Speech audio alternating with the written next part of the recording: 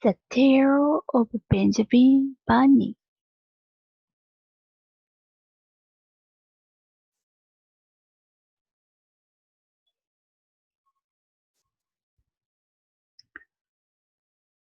One morning, a little rabbit sat on a bank.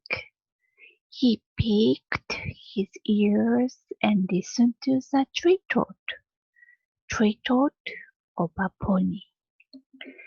A gig was coming along the road. It was driven by Mr. McGregor, and beside him sat Mrs. McGregor in her best bonnet.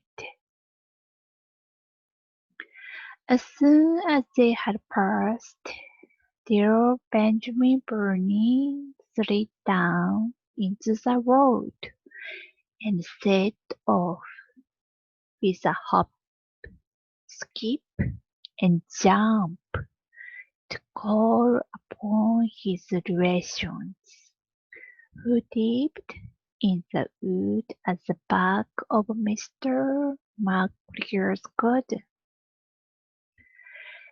That wood was full of rabbits' holes, and in the neatest, saddiest hole of all lived Benjamin's aunts and his cousins, Flopsy, Mopsy, Cotton, Taro, and Peter. Old Mrs. Rabbit was a widow. She earned her living by knitting rabbit wool mittens and muffetees. I once bought a pair at the bazaar.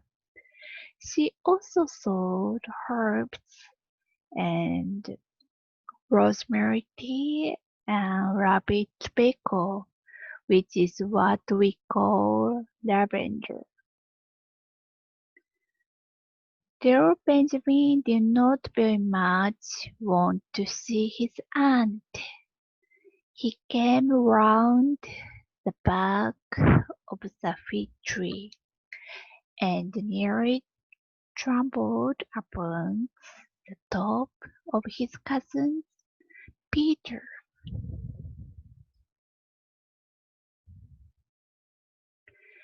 Peter was sitting by himself.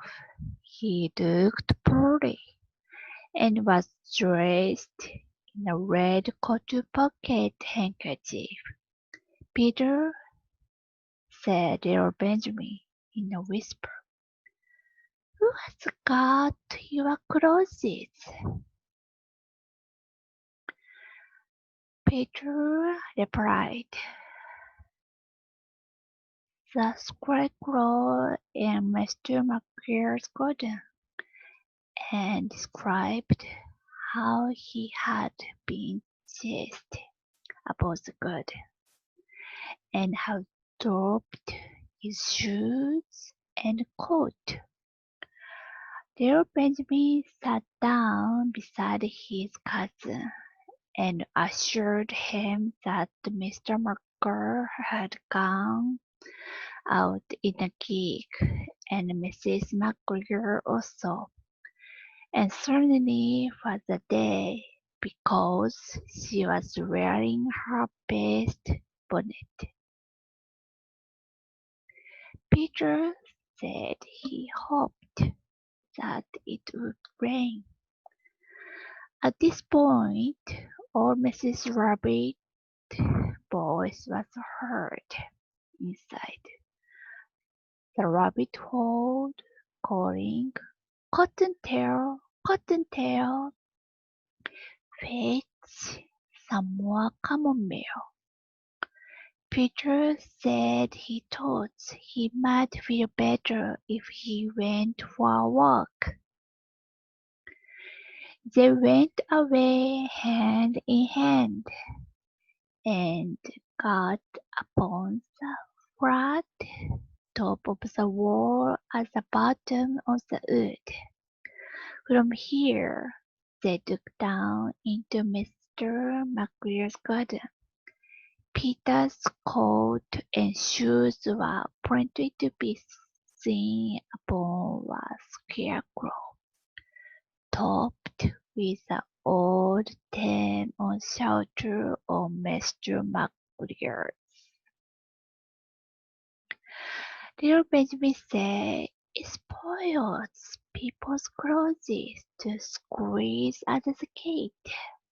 The proper way to get in is to climb down a near tree." Peter fell down, head first, but it was of no consequence, as the bed below was newly raked and quite soft. It had been sown with lettuces.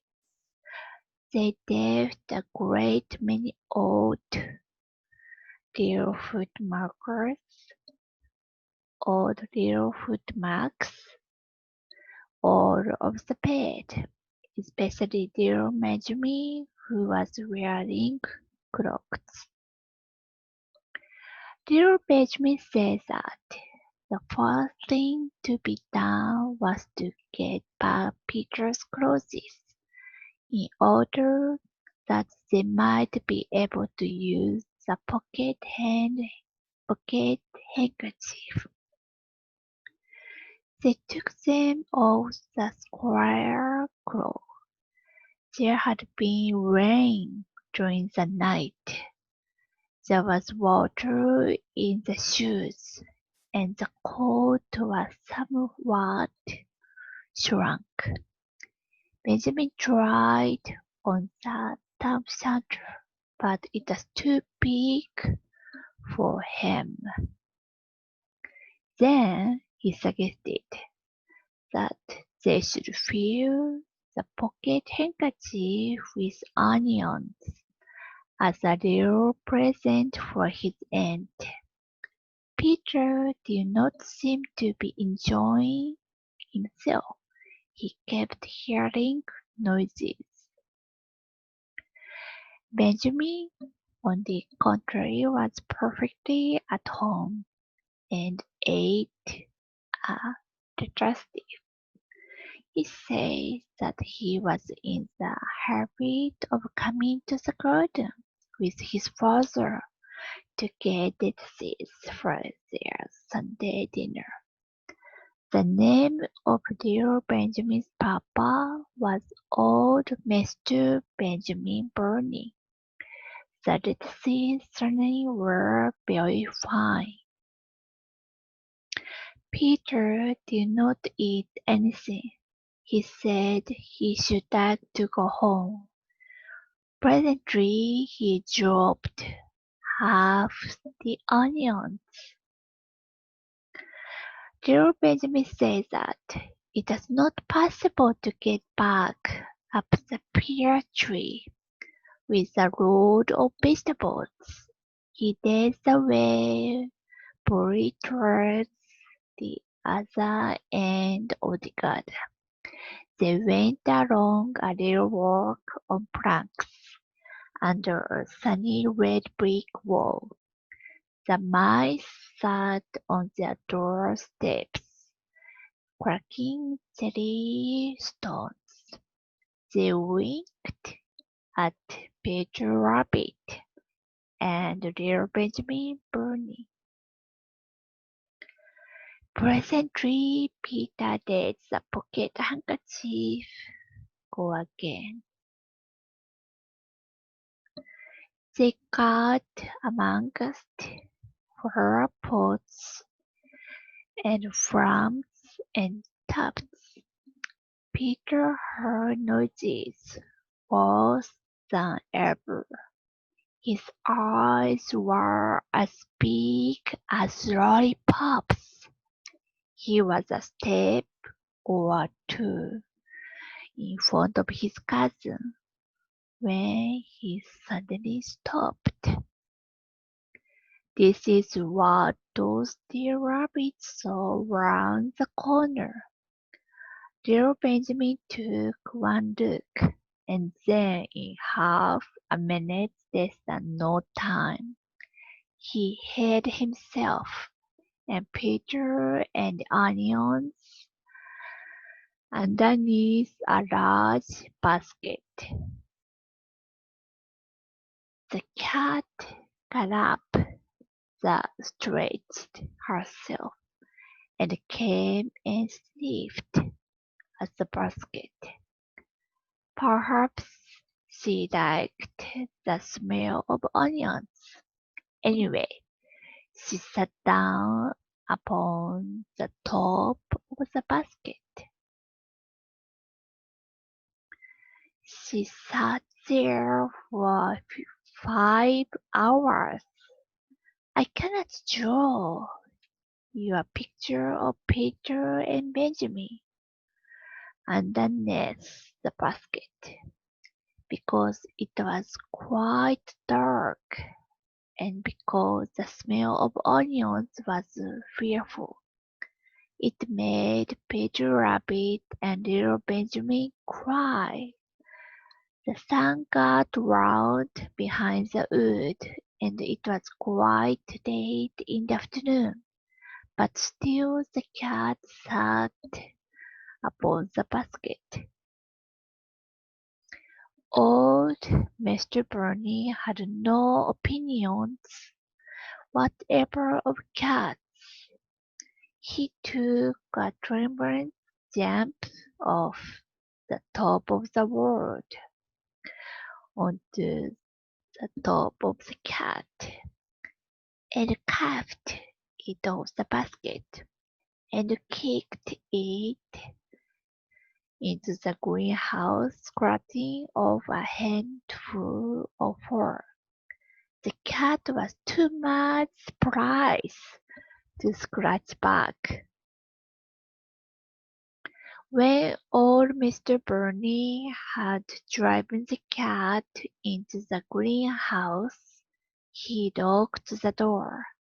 Then he came back to the basket and took out his son Benjamin by the ears and whipped him with a little switch.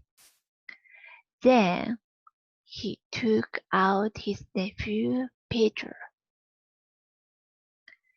Then he took out the handkerchief of onions and marched out of the garden.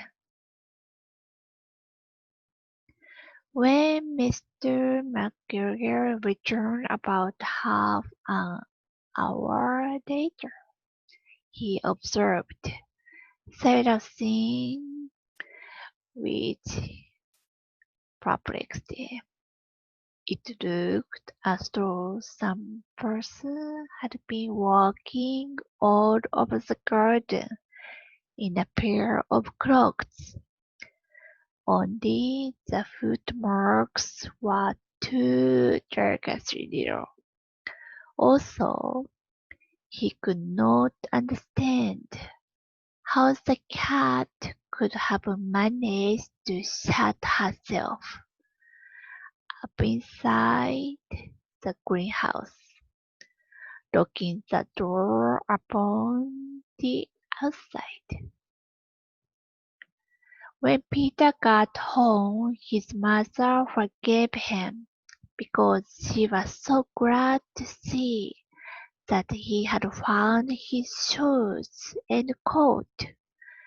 Cottontail and Peter held up the pocket handkerchief, and old Mrs. Rabbit strung up the onions and hung them from the kitchen ceiling, with the bunches of herbs and the rabbit tobacco.